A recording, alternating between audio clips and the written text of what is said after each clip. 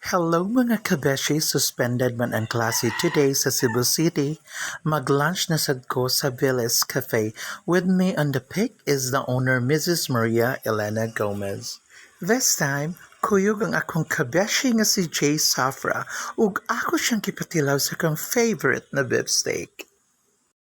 After eating, gitry na ko ilang mga desserts. First, ang ilang leche plan. In fairness, lami kaayo siya.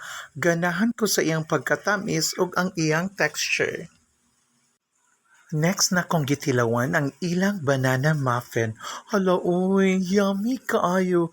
And the rich chocolatey aroma, the best kaayo.